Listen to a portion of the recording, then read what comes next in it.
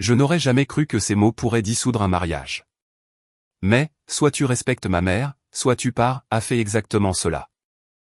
Pendant des années avec Melissa, nous nous sommes rencontrés lors d'un événement d'anciens élèves de l'université de Boston et nous nous sommes mariés 18 mois plus tard. Le mariage aurait dû être mon premier indice. Nous avions choisi une grange restaurée à Concord. Sa mère, Patricia, a changé pour un country club à Wellesley sans me le demander. Melissa a accepté sans m'en informer. Je n'ai rien dit. Noël, il y a 14 mois. Patricia a critiqué mon cadeau, le qualifiant de « peu attentionné ». Melissa a ri avec elle. Pour notre deuxième anniversaire, Patricia a appelé pendant notre dîner chez Neptune Oyster. Melissa a passé 45 minutes au téléphone pendant que nos plats refroidissaient. J'ai mangé seul, payé l'addition, et je n'ai rien dit. Chaque incident semblait anodin en soi. Mais ensemble, ils s'accumulaient. J'étais invisible dans mon propre mariage. J'avais appris à me faire plus petit pour que tout le monde soit à l'aise. Le mercredi avant Thanksgiving, Melissa a annoncé que nous allions chez sa mère. Pour la 4e année consécutive. Mes parents vivaient à 45 minutes de là, à Providence. Ils avaient déjà fait les courses. Je les ai appelés, je me suis excusé et j'ai dit que nous passerions plus tôt le vendredi. Le mercredi soir, Melissa parlait à Patricia sur haut-parleur pendant que nous faisions nos valises. Patricia passait en revue le menu, le plan de table. Melissa ne m'a demandé mon avis sur rien. Le jeudi matin, nous sommes partis pour Beacon Hill. S'il te plaît, sois juste agréable aujourd'hui, a dit Melissa. Quand est-ce que je ne le suis pas? Elle n'a pas répondu. La maison de ville de Patricia se trouvait sur Mount Vernon Street. Nous sommes arrivés à 13h30. Patricia a ouvert avec son sourire signature qui ne se réchauffait jamais lorsqu'il m'était destiné. Oh, vous êtes arrivé à l'heure, pour une fois. C'est nouveau. J'ai offert le vin. J'ai apporté ton chardonnay préféré. Je suis passé au Pinot Grigio. Melissa ne te l'a pas dit? Elle ne l'avait pas fait. À l'intérieur, tout semblait parfait, comme dans un magazine. La sœur de Melissa, Claire, son mari Greg, leur jumeau de 3 ans. La sœur de Patricia, Diane, et son mari Robert. Le frère de Melissa, Scott, rentré de l'université. 10 personnes au total. Patricia a placé tout le monde. Moi au bout de la table, séparé de Melissa par 6 autres personnes. Melissa était assise à côté de sa mère, en bout de table. Le dîner a commencé avec des plats qui passaient et des conversations légères. Patricia dominait la conversation, racontant des histoires. J'ai parlé à Robert de son cabinet comptable jusqu'à ce que Patricia l'interrompe. Robert, n'ennuie pas Daniel avec tes chiffres. Robert s'est tu. J'ai remarqué le schéma. Patricia faisait taire les gens subtilement. Et tout le monde la laissait faire. Patricia a raconté la récente promotion de Melissa, en se trompant dans les détails. Melissa l'a corrigée. Juste coordinatrice, maman, pas directrice. Détail, détail. L'important, c'est qu'elle réussisse. La façon dont elle a dit « réussisse » semblait être une pique. J'étais à mi-chemin de mon assiette quand Patricia a posé sa fourchette et s'est essuyé la bouche avec sa serviette. La conversation à table a diminué d'intensité. Tout le monde a reconnu le changement. Alors, Daniel, dit-elle en me regardant droit dans les yeux. Melissa a mentionné que tu travailles toujours pour la même entreprise. Oui, depuis des années maintenant, ai-je dit. Je viens d'être promu analyste senior. Analyste senior. En fait. Elle a pris une gorgée de vin. Ça a l'air très technique. La peau s'est étirée. Je sentais tous les regards sur moi. Quand Melissa t'a ramené à la maison, je pensais qu'elle avait trouvé quelqu'un d'ambitieux, a poursuivi Patricia. Quelqu'un qui serait un vrai soutien de famille, tu sais, comme Claire a trouvé Greg. Greg possédait un cabinet dentaire.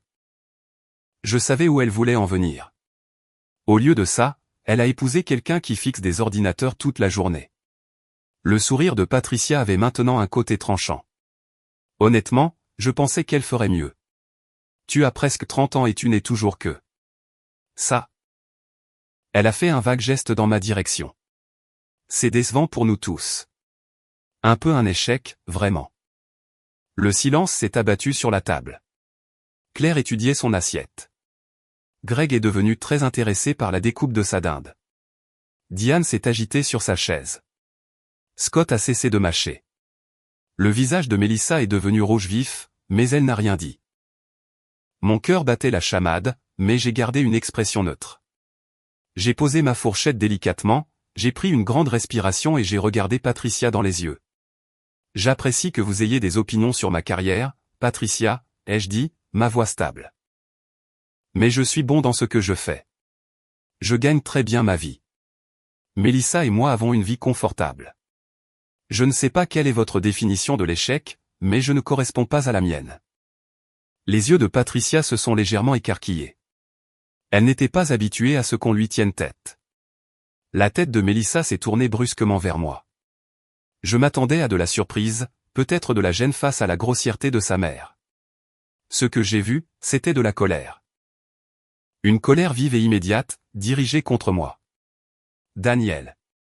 Sa voix a tranché le silence comme une lame. Un ton d'avertissement, comme si elle parlait à un enfant qui s'était mal conduit. Je me suis tourné vers elle, attendant. Attendant qu'elle dise à sa mère que c'était inapproprié. Attendant qu'elle me défende, moi, son mari, la personne qu'elle avait promis de soutenir. Elle ne l'a pas fait. Mélissa s'est levée, sa chaise raclant le parquet. Tu n'as pas le droit de parler à ma mère comme ça. Pas dans sa maison, pas à sa table, jamais. Je me défendais, ai-je dit calmement. Tu étais irrespectueux. Sa voix a monté. Soit tu respectes ma mère, soit tu pars. L'ultimatum flottait dans l'air. Tout le monde s'est figé. J'ai regardé autour de la table. Personne n'a croisé mon regard. Claire examinait son verre de vin comme s'il contenait des secrets. Greg se concentrait entièrement sur les jumeaux. Scott avait sorti son téléphone, faisant semblant de ne pas écouter. La bouche de Diane était une ligne serrée. Robert avait l'air nettement mal à l'aise. Patricia s'est adossée à sa chaise, les bras croisés, affichant l'expression satisfaite de quelqu'un qui venait de gagner une partie. Mélissa se tenait là, attendant, s'attendant à ce que je recule, que je m'excuse, que je rentre dans le rang comme je le faisais toujours. Je me suis levé lentement. Pas de mouvement brusque. Je me suis simplement levé. J'ai plié ma serviette et l'ai placée à côté de mon assiette, j'ai repoussé ma chaise correctement, comme il se doit. D'accord, ai-je dit. Juste ces deux mots. Je me suis dirigé vers le hall d'entrée. Mélissa m'a appelé. Où vas-tu? J'ai attrapé ma veste sur le porte-manteau, mes clés dans le bol sur la console. Mélissa est apparue dans l'embrasure de la porte. Daniel, je suis sérieuse. Je l'ai regardée, je l'ai vraiment regardée, attendant qu'elle retire ce qu'elle venait de dire. Qu'elle me choisisse, moi, son mari, plutôt que l'ego de sa mère. Elle a croisé les bras, la mâchoire serrée, les yeux durs, attendant toujours que je m'excuse. Je sais que tu le hais, ai-je dit. J'ai ouvert la porte, je suis sorti et je l'ai refermée doucement derrière moi. Pas de porte qui claque, pas de scène, juste parti. Je suis resté assis dans ma voiture pendant 2 minutes, fixant cette maison de ville en briques. Une partie de moi s'attendait à ce que Mélissa sorte. La porte est restée fermée. Je suis retourné à notre appartement dans le South End. 45 minutes. Mon téléphone était silencieux. Chaque minute confirmait ce que je savais. Elle avait choisi sa mère plutôt que moi. Je me sentais étrangement calme. Pas en colère, juste lucide. Un seuil avait été franchi. À l'appartement, je me suis tenu dans le salon, regardant nos biens mélangés. Ce n'était plus ma maison. J'avais vécu dans la vie de Mélissa. Quand avais-je cessé d'exister en tant que personne distincte? J'ai sorti 2 sacs de sport et j'ai commencé à faire mes bagages. Des vêtements pour 3 jours, des articles de toilette, un ordinateur portable, des documents importants. Méthodique, comme pour un voyage d'affaires. Parce que c'était une affaire. L'affaire de m'extraire de là. Le téléphone toujours silencieux. 17h47, presque 3h. Toujours rien. À 18h, j'ai appelé mon colocataire de fac, Case Palmer. Il vivait à Cambridge, travaillait dans une start-up technologique, et avait une chambre d'amis. Salut mec, question bizarre, ai-je dit quand il a répondu. Tu as toujours cette chambre d'amis? Ouais, pourquoi? La voix de Case était prudente. Tout va bien? Pas particulièrement. Tu as besoin d'un endroit où rester? Peut-être une semaine ou deux. Je paierai un loyer. Qu'est-ce qui s'est passé? Je t'expliquerai plus tard. Je peux passer ce soir? Bien sûr. La porte est ouverte quand tu veux. Pas de drame, pas d'interrogatoire, juste une solution. C'est ça, l'amitié. J'ai fini de faire mes 2 sacs. J'ai pris des photos avec mon téléphone. Chaque pièce, chaque angle, ses affaires, mes affaires, les affaires communes, créant un dossier, des preuves. Le salon, la chambre, la cuisine, la salle de bain. J'ai même ouvert les placards et photographié le contenu, tout était documenté. À 19h03, mon téléphone a vibré. Un SMS de Patricia. J'espère que tu as appris quelque chose sur le respect aujourd'hui. Ma fille mérite mieux que ton comportement puéril. J'ai fixé ce message pendant 10 secondes. Comportement puéril. J'avais parlé calmement, j'étais parti tranquillement, j'avais tout fait correctement. J'ai supprimé le message sans répondre, j'ai bloqué le numéro de Patricia, j'ai chargé mes sacs dans ma voiture. J'ai jeté un dernier regard à l'appartement, puis j'ai verrouillé la porte derrière moi. J'ai conduit jusqu'à Cambridge. L'appartement de Case était à Inman Square, un 3 pièces au 3e étage d'un immeuble converti. Il m'a aidé à monter les sacs sans poser de questions. La chambre d'amis avait un lit, un bureau et une commode. Simple, propre, fonctionnel. Case a commandé à manger. Nous avons mangé en regardant le match des Bruins. Il n'a pas été indiscret, a gardé la conversation légère. Après le match, il m'a regardé. Quand tu voudras parler, je suis là. J'apprécie, ai-je dit. C'était suffisant. J'ai défait mes valises dans la chambre d'amis, j'ai rangé mes vêtements dans le placard, installé mon ordinateur portable sur le bureau, branché mon téléphone pour le charger. J'ai vérifié mes messages. Rien de Mélissa. 23h maintenant. 8h que j'avais quitté la maison de Patricia. Ma femme ne m'avait pas contacté une seule fois. Cela me disait tout. Elle attendait que je craque, que je m'excuse, que je revienne en rampant pour admettre que j'avais tort. Qu'elle attende. J'ai mis mon réveil à 6h. Demain, je commencerai à construire ma stratégie de sortie. Je me suis réveillé à 6h, j'avais étonnamment bien dormi. J'ai fait du café. Case était parti au travail, il avait laissé un mot. Sers-toi de tout ce dont tu as besoin. J'ai passé la matinée à faire des recherches sur le droit du divorce dans le Massachusetts, le partage des biens, les droits des locataires. J'ai pris des notes détaillées. À 9h, j'ai cherché des avocats spécialisés en divorce, j'ai créé un tableur, j'ai réduit la liste à 3 cabinets, j'ai envoyé des emails de demande professionnelle. À midi, j'avais 2 consultations prévues. Margaret Walsh, lundi à 10h, Brian Sheffield, mardi à 14h.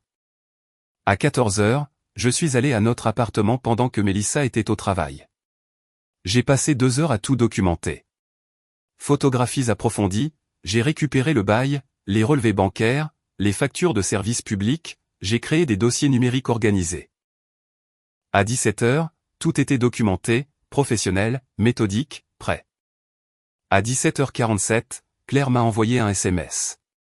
Hey, j'ai entendu parler d'hier. Tu vas bien? Je vais bien. Merci de demander. La version de maman est. Eh bien, c'est une version. J'étais là. J'apprécie. Mélissa est vraiment bouleversée. Elle ne pensait pas que tu partirais vraiment. C'est ça le problème. À 19h15, Scott a appelé. Mec, c'est quoi ce bordel? Tout le monde panique. On m'a dit de partir, alors je suis parti. Tu sais comment est maman. Tu es censé l'ignorer. Je l'ignore depuis 4 ans. C'est fini. Il a raccroché. 21h30 email de Diane. Daniel, j'étais au dîner. J'ai tout vu. Patricia a dépassé les bornes. Mélissa aussi. Tu n'as rien fait de mal. J'espère que tu prends soin de toi. Je l'ai lu 3 fois. La première validation de la part de quelqu'un. J'ai répondu, merci. Ça compte plus que tu ne l'imagines.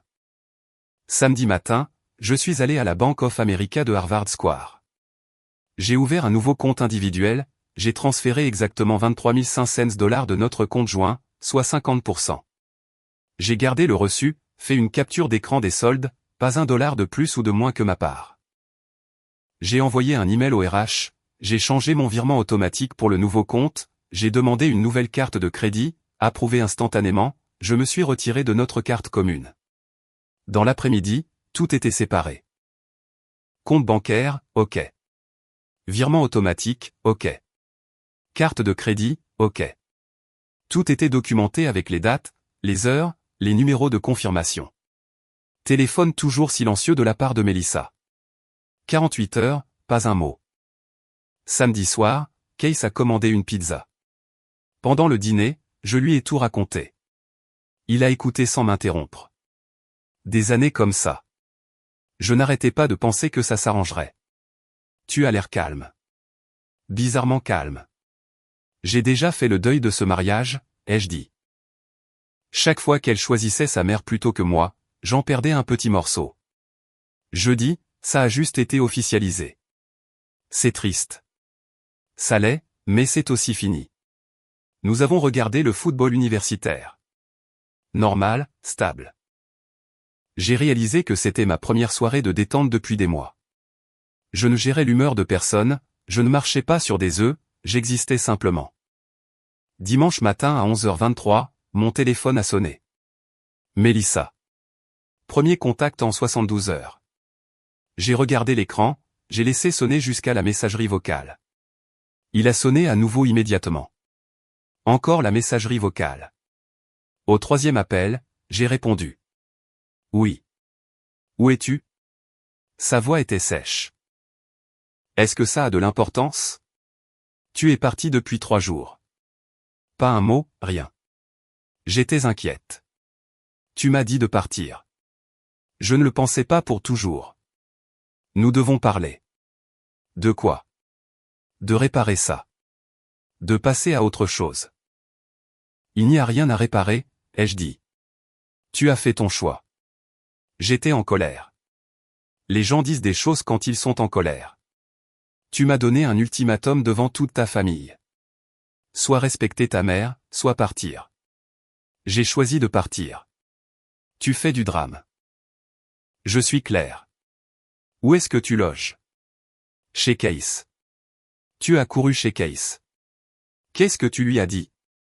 La vérité. Ta version de la vérité. Sa voix avait maintenant un ton acerbe. La seule version qui existe. Sa voix s'est adoucie. S'il te plaît, rentre à la maison. On peut arranger ça. J'ai une consultation avec un avocat demain matin. Silence. Puis, un avocat pourquoi? À ton avis? Tu parles de divorce pour une seule dispute? Pour 4 ans de dispute que je n'ai pas eu, ai-je dit.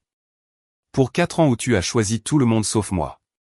Jeudi, c'était juste la goutte d'eau qui a fait déborder le vase. Tu ne peux pas être sérieux.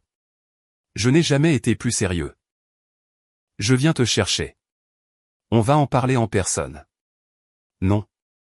Si tu veux parler, on peut se retrouver dans un lieu public, mais je ne reviens pas dans cet appartement. C'est notre maison. Ça n'a jamais été notre maison. C'était ta maison. Je payais juste la moitié du loyer. J'ai raccroché. Mes mains tremblaient légèrement. Première faille dans mon armure d'émotion. Case est apparu dans l'embrasure de la porte. Ça va? Ça va aller. Dimanche soir. J'ai ouvert mon ordinateur portable, vérifié Facebook, que j'utilisais rarement. Mélissa avait posté 2 heures plus tôt. Quand on aime quelqu'un, on lui pardonne. Quand on épouse quelqu'un, on surmonte les problèmes. Apparemment, certaines personnes abandonnent au premier signe de difficulté. Reconnaissante d'avoir une famille qui reste vraiment présente. 47 j'aime, 23 commentaires. La plupart de sa famille et de ses amis. Reste forte. Tu mérites mieux. C'est sa perte. Claire avait commenté, il y a plus à cette histoire. Patricia avait commenté, tu es mieux sans lui, ma chérie. Tu trouveras quelqu'un qui t'appréciera. J'ai fait une capture d'écran de tout. Je n'ai pas répondu. Je n'ai pas réagi. Au lieu de cela, j'ai désactivé mon compte Facebook. Pas supprimé, juste désactivé. Je me suis retiré complètement du récit. Laissez-les raconter l'histoire qu'ils voulaient. J'avais la documentation de la vérité. Lundi matin, 10 heures précises. J'étais assis dans le bureau de Margaret Walsh sur Newberry Street. Un immeuble professionnel, 8e étage. La réception avait des fauteuils en cuir et une table basse en verre. Des diplômes de droit tapissaient les murs. Margaret Walsh avait la cinquantaine, un blazer impeccable, une manière directe. Elle m'a fait signe de m'asseoir sur la chaise en face de son bureau. Dites-moi ce qui vous amène. J'ai retracé la chronologie. 4 ans de mariage. Un schéma de manque de respect, l'incident de Thanksgiving. Je lui ai montré ma documentation, les photos, les dossiers financiers, la chronologie détaillée. Elle a pris des notes, sans m'interrompre. Vous avez été très minutieux, a-t-elle dit quand j'ai fini. Je travaille dans la cybersécurité. La documentation, c'est mon métier. Ça va rendre les choses beaucoup plus simples. Elle a expliqué le processus de divorce dans le Massachusetts. Un divorce, sans faute, exigeait une séparation de 6 mois ou la preuve d'une rupture irrémédiable. La rupture irrémédiable était plus rapide si les deux parties étaient d'accord. Si c'était contesté, le processus prenait plus de temps. Le partage des biens fonctionnait sur une distribution équitable. Le tribunal tenait compte de la durée du mariage, de la contribution de chaque partie, des circonstances économiques. Pas de pension alimentaire probable, car nous étions tous les deux employés avec des revenus similaires et un mariage court. Le bail de l'appartement, a dit Margaret en consultant ses notes. Vous êtes tous les deux responsables jusqu'au 31 mai, à moins que l'un ne rachète la part de l'autre. Compris. Quel est votre objectif ici? Une rupture nette. Un partage équitable. Allez de l'avant. Pas de vengeance? Pas de punition? Non, juste en finir. Margaret a souri légèrement. Cela fait de vous une rareté. La plupart des gens veulent du sang. Je veux juste récupérer ma vie. Je peux travailler avec ça. Laissez-moi rédiger la requête initiale. Nous pouvons la lui faire signifier avant la fin de la semaine si vous êtes certain. Je suis certain. Elle a demandé une avance de $5 000. J'ai fait un chèque de mon nouveau compte sans hésiter. Vous devrez séparer formellement vos adresses, a dit Margaret. Prévoyez-vous de déménager de façon permanente? Déjà fait. J'ai pris mes affaires essentielles. Je récupérerai le reste plus tard. Documentez tout ce que vous prenez. Photos, listes, reçus si vous en avez. Je le fais déjà. Elle m'a serré la main. Je vous contacterai dans les 48 heures. Lundi après-midi, je suis allé travailler pour la première fois depuis mercredi. Cyber Shield Security avait ses bureaux dans le Seaport District. Je travaillais dans un open space avec une équipe de 8 analystes.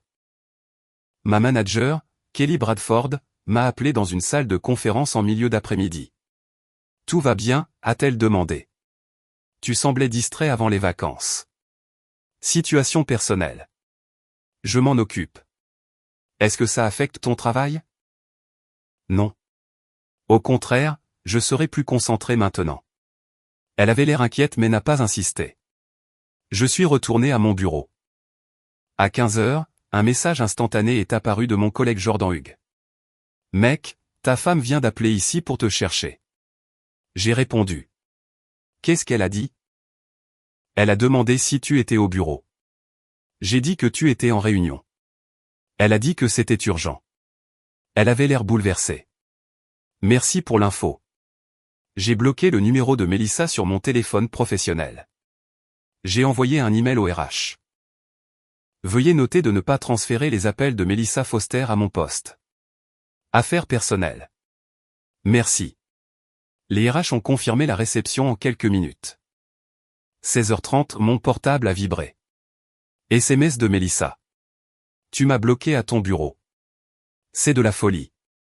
Nous sommes mariés. Tu ne peux pas simplement m'exclure. Je n'ai pas répondu. Deuxième SMS. Réponds-moi. Troisième SMS. Je sais que tu vois ces messages. Quatrième SMS. Très bien. Sois puéril. Mon avocat te contactera. J'ai fait une capture d'écran de tous les messages. Je les ai envoyés à Margaret Walsh. Elle a répondu immédiatement. Attendu. N'engagez pas la conversation. Transférez-moi tout. Mardi à 14 h, j'ai rencontré Brian Sheffield dans le quartier financier. Son bureau donnait sur State Street. Une approche différente de celle de Margaret Walsh. Plus agressive. Il parlait de gagner, de se battre pour plus de la moitié. On peut pousser pour un 60-40e sur les actifs, a-t-il dit. Elle a créé un environnement hostile, de l'abus émotionnel, ces facteurs comptent dans le Massachusetts. Je ne veux pas me battre, ai-je dit. Je veux ce qui est juste. Le juste est subjectif. On pourrait obtenir plus. J'ai pris 50%. C'est juste. Vous laissez de l'argent sur la table. Je pars avec mon intégrité intacte. Il a parlé de ses affaires réussies, de divorces conflictuels, de règlements contentieux. Sa stratégie consistait à faire traîner le processus, à maximiser la pression. J'ai réalisé que ce n'était pas mon approche, trop agressive, trop combative. Je ne voulais pas la guerre. Je voulais la dissolution. Je l'ai remercié pour son temps. Je ne l'ai pas engagé. En rentrant à l'appartement de Case, j'ai envoyé un email à Margaret Walsh. J'aimerais que vous me représentiez. Votre approche correspond à ce dont j'ai besoin. Elle a répondu en moins d'1 heure. Excellent. J'aurai les papiers prêts pour jeudi. Mercredi soir à 18h37, on a sonné à la porte de Case. Il a répondu, puis est venu dans ma chambre. Ta belle-mère est là. Et d'autres personnes. J'ai regardé par le Judas. Patricia, Claire et Scott. Je suis sorti dans le couloir, fermant la porte de Case derrière moi. Je ne les laisserai pas entrer dans son espace. Patricia a commencé immédiatement. Ça a assez duré. Qu'est-ce qui a assez duré, ai-je demandé. Ce caprice. Tu détruis ma fille pour rien. Votre fille m'a dit de partir. Je suis parti. Tu as été irrespectueux. Je me suis défendu. Il y a une différence. Claire est intervenue. Est-ce qu'on peut tous se calmer? Scott a enchaîné. C'est stupide. Reviens, excuse-toi, passe à autre chose. M'excuser pourquoi, exactement, ai-je demandé. Pour avoir embarrassé Melissa, a dit Patricia. Pour être parti de Thanksgiving, pour avoir monté sa famille les uns contre les autres. J'ai parlé calmement à votre table. Je suis parti tranquillement quand on me l'a demandé. Je n'ai contacté personne. Quelle partie de cela est embarrassante? Tu donnes une mauvaise image de Melissa. Melissa a fait ses propres choix. Claire a essayé une approche plus douce. Écoute, je comprends. Maman a été dure, mais le mariage, c'est le pardon. Où était le pardon quand votre mère m'a traité d'échec? Ai-je demandé. Où était-il quand Melissa m'a donné un ultimatum? Elle défendait maman. Elle aurait dû défendre son mari. Patricia s'est approchée. Tu es égoïste, tu ne penses qu'à toi. C'est intéressant venant de vous. Son visage est devenu rouge. Pardon? Vous avez passé 4 ans à vous assurer que Melissa vous mette en premier, ai-je dit. Avant moi, avant notre mariage, avant tout. Et elle l'a fait à chaque fois. Alors oui, maintenant je me mets en premier, parce que personne d'autre ne l'a jamais fait. Scott a secoué la tête. Allez, mec. Tu es de la famille. Non, je ne le suis pas. Je n'ai jamais fait partie de la famille. J'étais le gars qui s'est marié dans la vôtre. Il y a une différence. La voix de Patricia est devenue glaciale. Si tu vas jusqu'au bout avec ce divorce, tu le regretteras. Tu ne trouveras jamais quelqu'un de mieux que Melissa. Peut-être, mais au moins, je trouverai quelqu'un qui me choisit. Claire a tenté une dernière fois. Et la thérapie de couple? Un dernier essai. On ne peut pas conseiller quelqu'un pour qu'il respecte son conjoint, ai-je dit. Soit il le fait, soit il ne le fait pas. Melissa ne le fait pas, le visage de Patricia s'est durci. Tu vas le regretter. Nous nous assurons que tu n'es rien. J'ai déjà ce qui est à moi. Je ne veux rien de votre famille. Patricia s'est dirigée d'un pas furieux vers l'ascenseur. Scott l'a suivi. Claire est restée un moment. Je suis désolé que ça en soit arrivé là, a-t-elle dit doucement. Moi aussi, mais pas assez pour faire machine arrière. Elle est partie. Je suis rentré. Case a levé les yeux de son ordinateur portable. Ça avait l'air amusant. À peu près comme prévu. Jeudi matin. Margaret Walsh m'a envoyé un email. Papier déposé ce matin au tribunal des successions et de la famille du comté de Suffolk. Heure de dépôt officielle 10h47. Un huissier les remettra à Melissa sur son lieu de travail demain entre 14h et 16h. J'ai lu l'email 3 fois. C'était réel maintenant. Officiel, légal, public. Pas de retour en arrière possible. J'ai ressenti du soulagement, de la tristesse, de la liberté, tout à la fois. Surtout du soulagement. L'email de Margaret continuait. Attendez-vous à une réaction immédiate. Elle pourrait vous contacter directement. N'engagez pas la conversation. Transférez-moi tout. Son avocat nous contactera probablement d'ici une semaine pour discuter d'un règlement. J'ai répondu. Compris. Merci. Je suis resté assis à mon bureau, fixant l'email de confirmation. Exactement une semaine depuis Thanksgiving. Il y a 7 jours, j'étais marié, arrangeant, maintenant la paix. Maintenant, je demandais le divorce, je vivais ailleurs, je me reconstruisais. Ça semblait rapide, mais ce n'était pas soudain. Cela couvait depuis 4 ans. Il a juste fallu un moment de lucidité pour le voir. Vendredi après-midi à 14h47, mon téléphone a vibré. SMS de Claire. Melissa vient de recevoir les papiers au travail, devant tout le monde. Elle est dévastée. Comment as-tu pu lui faire ça? Je n'ai pas répondu. 15h15 appel de Melissa. Numéro bloqué, direct sur la messagerie vocale. Message vocal numéro 1. Tu m'as fait signifier les papiers à mon travail, devant mes collègues. Tu m'as humilié, Daniel. Tu as vraiment demandé le divorce. Je ne pensais pas. Je n'arrive pas à croire que tu aies vraiment fait ça. 15h20 message vocal numéro 2. Rappelle-moi. On doit en parler. C'est de la folie. Tu ne peux pas jeter 4 ans par la fenêtre pour une dispute. 15h45 message vocal numéro 3. Elle pleurait. S'il te plaît, parle-moi. On peut arranger ça. Je mettrai des limites avec ma mère. Je ferai tout ce que tu veux. Arrête juste ça. 16h30 SMS de Scott. Mec, elle est en vrac. Elle ne pensait vraiment pas que tu irais jusqu'au bout. Peut-être que tu devrais lui donner une autre chance. J'ai tout transféré à Margaret Walsh. Elle a répondu immédiatement. Réponse de panique standard. Elle pensait que vous alliez reculer. Maintenez le cap. À 19h15 ce soir-là, on a sonné à la porte de Case. Melissa se tenait là. C'était la première fois que je la voyais depuis Thanksgiving. Elle avait l'air épuisée, les yeux rouges, toujours dans ses vêtements de travail. J'ai ouvert la porte mais je ne l'ai pas invitée à entrer. Je suis resté dans l'embrasure.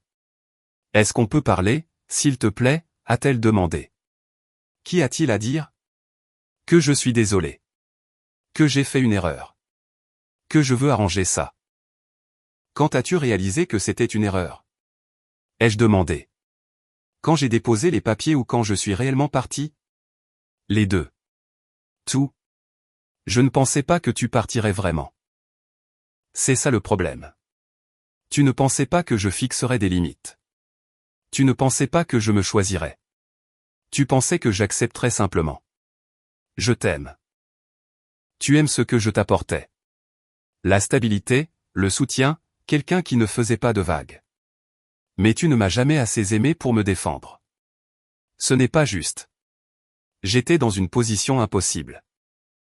Non, tu ne l'étais pas. Ta mère m'a traité d'échec. Tu avais un choix. Défendre ton mari ou défendre son comportement. Tu l'as choisi.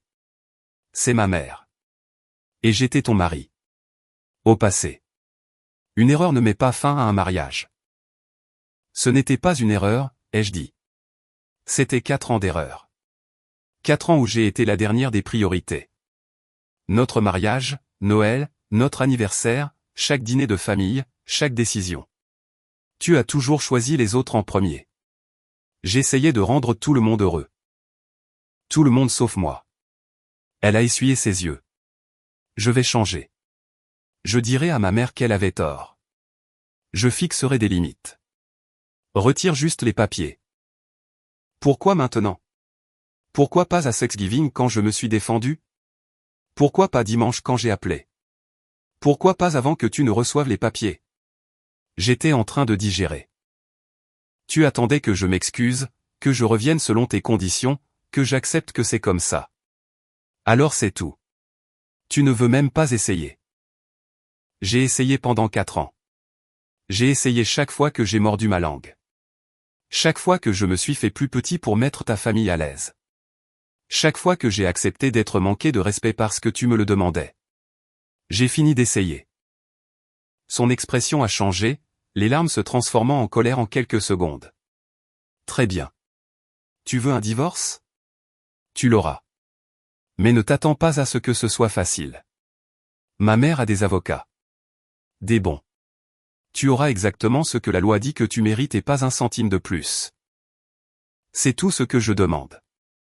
Tu as pris de l'argent sur notre compte. J'ai pris la moitié. Exactement ma part. C'est documenté.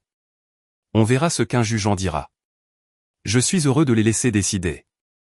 Tu vas le regretter. Peut-être, mais je ne regretterai pas d'être resté. Elle s'est retournée et a marché vers sa voiture, est montée et est partie. J'ai fermé la porte. Case est sorti de sa chambre. Ça avait l'air dur. C'était nécessaire. Tu vas bien? Oui, en fait, je vais bien. Samedi matin, je me suis réveillé avec un email de ma mère. La mère de Mélissa m'a appelé. Elle a dit que tu avais abandonné Mélissa, pris tout l'argent, demandé le divorce sans prévenir. Je lui ai dit que ça ne te ressemblait pas. Qu'est-ce qui se passe, chérie? Je l'ai appelée, je lui ai expliqué toute la situation. Elle a écouté sans m'interrompre. Pourquoi ne nous as-tu pas dit que ça se passait, a-t-elle demandé quand j'ai fini. Je ne voulais pas vous inquiéter et je devais gérer ça moi-même. Tu aurais pu venir ici pour Thanksgiving. Je sais. J'aurais dû. Patricia t'a traité d'échec devant tout le monde et Mélissa n'a rien dit? Pire. Elle a pris le parti de sa mère. Ma mère est restée silencieuse un moment. Alors tu as fait ce qu'il fallait. Je suis fier de toi de t'être défendu. J'ai ressenti une émotion inattendue à ces mots. Merci, maman. As-tu besoin de quelque chose? De l'argent? Un endroit où rester? N'importe quoi. Je vais bien. Case me laisse rester chez lui. Je maîtrise la situation. D'accord. Mais si tu as besoin de nous, nous sommes là. Après l'appel, je me sentais plus léger. Ma famille me soutenait. Me croyait. N'avait pas besoin d'être convaincu. Dimanche, Mélissa a de nouveau posté sur les réseaux sociaux. Parfois, la personne pour qui tu prendrais une balle est celle qui tient le pistolet. Apprendre à guérir de la trahison. Patricia l'a partagé. Ma pauvre fille mérite tellement mieux.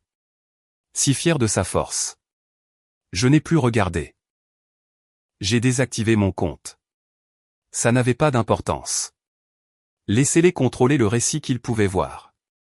J'avais la vérité, la documentation et la loi. 3 semaines plus tard, à la mi-décembre, Margaret Walsh m'a envoyé un email. L'avocat de Mélissa a pris contact. Ils veulent négocier un règlement. Êtes-vous ouvert à la discussion? J'ai répondu, oui. Que propose-t-il? Réunion prévue jeudi à 14 h, à leur bureau. J'aurai besoin de vous. Le jeudi est arrivé. Cabinet d'avocats dans le quartier financier. L'avocat de Mélissa était Richard Brennan, le beau-frère de Patricia. Conflit d'intérêts potentiel, mais autorisé si je ne m'y opposais pas. J'ai choisi de ne pas m'y opposer. Je voulais en finir. Mélissa était assise de l'autre côté de la table de conférence. Patricia était assise à côté d'elle, malgré l'objection visible de Richard.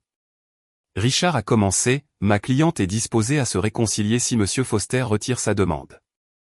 Margaret a répondu avant que je ne puisse le faire. Mon client refuse. Patricia s'est penchée en avant. C'est ridicule. 4 ans de mariage pour un commentaire. La voix de Margaret était nette. Madame Brennan, vous n'êtes pas partie à cette procédure. Si vous ne pouvez pas rester silencieuse, vous devrez partir. Richard avait l'air peiné. Elle est là en soutien.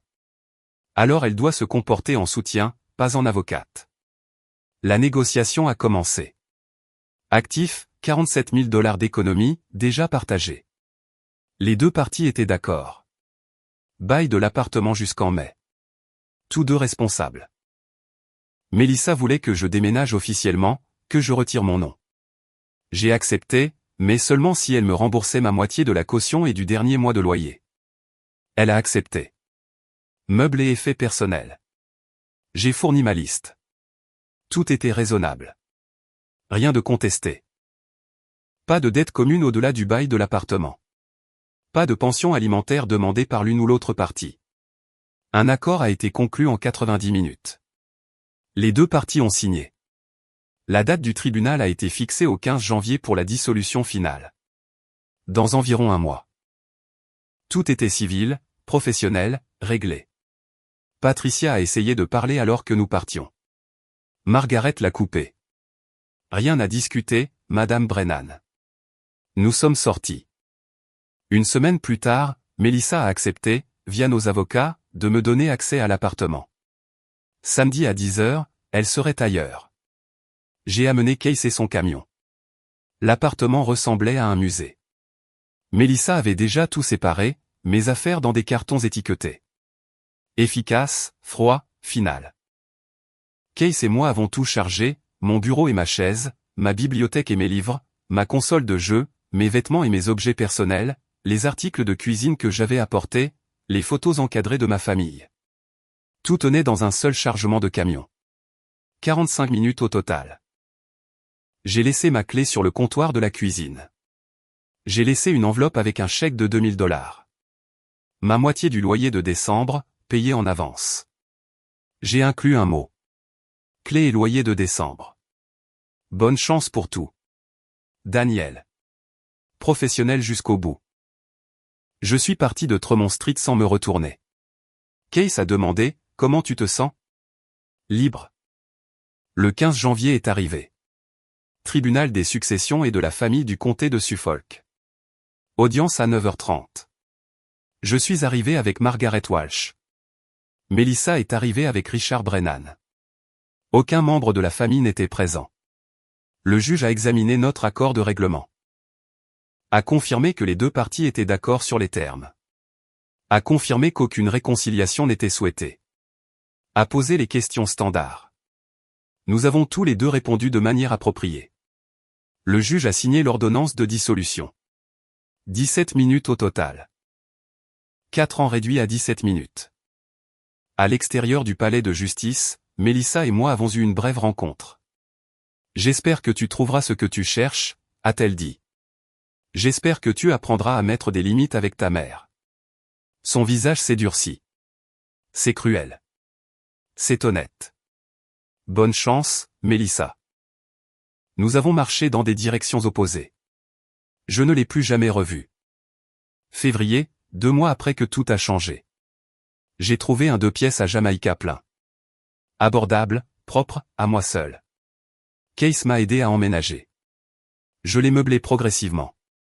Un canapé d'occasion, un lit neuf, un bureau d'occasion. Je construisais un espace qui était entièrement le mien. Le travail allait bien.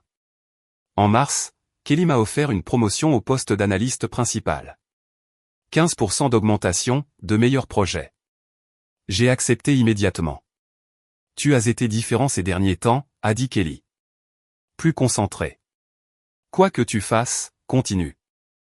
Je prends juste soin de moi. J'ai recommencé à courir. Je courais à l'université. J'ai commencé à y aller les lundis, mercredis et vendredis matin le long de Jamaïca Pont. Ça me vidait la tête.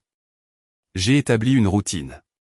En avril, j'ai commencé à voir un thérapeute. J'ai travaillé sur 4 ans de sentiments refoulés. J'ai appris à poser des limites. J'ai compris mon schéma de vouloir plaire aux gens. J'ai fait des progrès. En mai, j'ai reçu un email de Diane.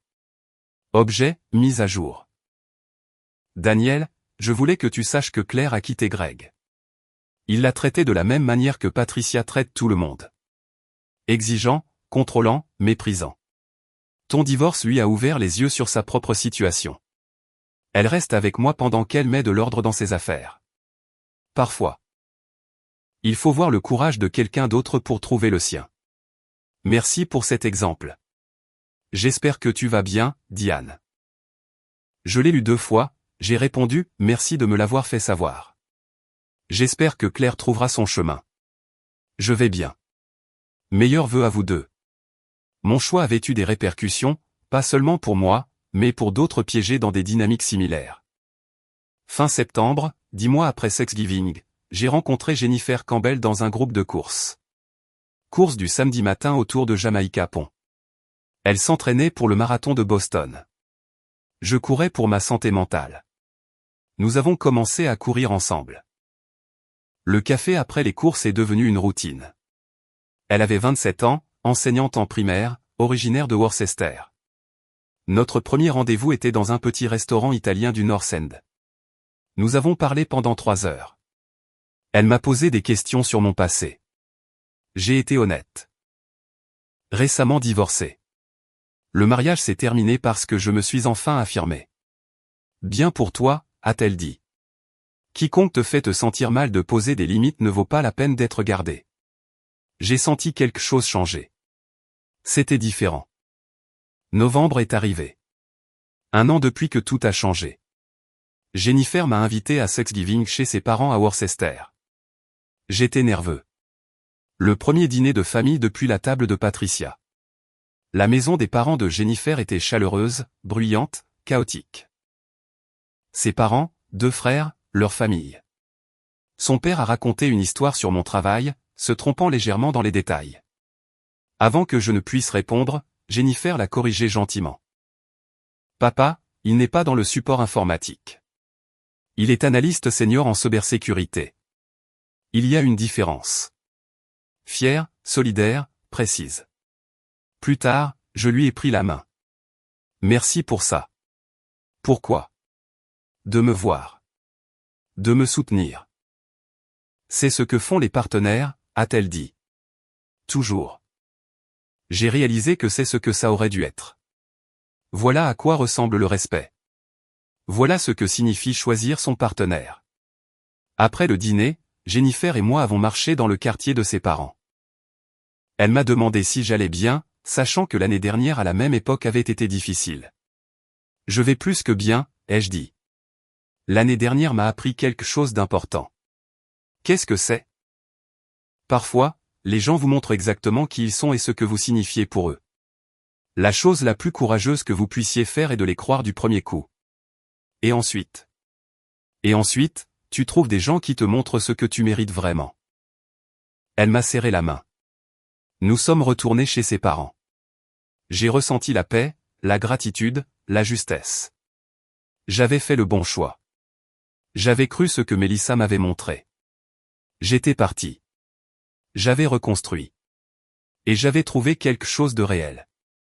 Ces mots avaient dissous mon mariage, soit tu respectes ma mère, soit tu pars. Mais cette même phrase m'avait aussi libéré. Chers auditeurs, c'est la fin de notre histoire. Si elle a résonné en vous, abonnez-vous pour soutenir la chaîne. À la prochaine fois.